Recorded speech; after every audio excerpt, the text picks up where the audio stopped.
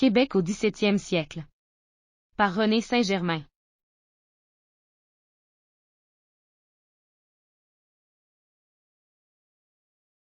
La Compagnie des 100 associés va reprendre possession de la Nouvelle-France en 1633, Champlain est de retour à Québec. En 1635, 4 navires vont arriver à Québec, le 12 juillet, le Saint-Thomas, capitaine Jean Thomas, le 13 juillet, le Nestlé, capitaine, Pierre Nestlé, le 29 juillet, le Bochart, capitaine, Bochart Duplessis et le Cap de Ville, qui arrive à Québec après une escale à Tadoussac. Capitaine de Ville. On retrouve à Québec comme bâtiment, l'habitation de Champlain qu'il a fallu reconstruire, le fort Saint-Louis construit sur le Cap en 1620, la boulangerie, le poste de guet, la forge, les maisons de Guillaume Hubault et de Marie Rollet, de Guillaume Hébert, de François Déré de Grand, la résidence des Jésuites le presbytère, ceux-ci fondent le collège des Jésuites en 1635, la chapelle de Notre-Dame de Recouvrance qui a été agrandie, celle d'Hélène Desportes, filleule de l'épouse de Champlain et veuve de Guillaume Hébert, le manoir seigneurial et édifice administratif des 100 associés construite en pierre et comprenant une chapelle à l'étage, celle-ci construite face au fort Saint-Louis.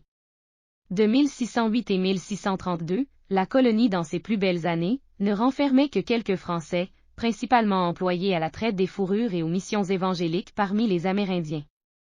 Le 15 août 1635, Champlain, écrivant au cardinal de Richelieu au sujet des besoins de la colonie, demandait 120 hommes armés, afin d'amener une paix durable sur le cours du Saint-Laurent et des Grands Lacs. Les Iroquois à ce moment ne constituaient pas encore une menace qui mettrait en péril la colonie. Aucun des Amérindiens de l'Amérique du Nord ne possédait à cette époque d'armes à feu.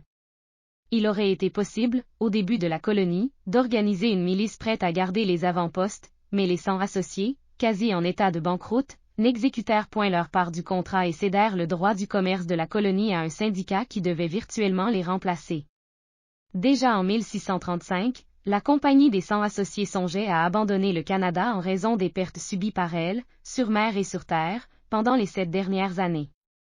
De plus, Champlain se mourait à Québec, c'est au fort Saint-Louis, qu'il va décéder le 25 décembre 1635, c'est le père Charles Lallemand, lui avait administré les derniers sacrements et l'avait accompagné tout au long de sa courte maladie, c'est également lui qui célèbre la messe des funérailles à la chapelle de Notre-Dame de Recouvrance, le père Paul le Jeune prononce l'oraison funèbre.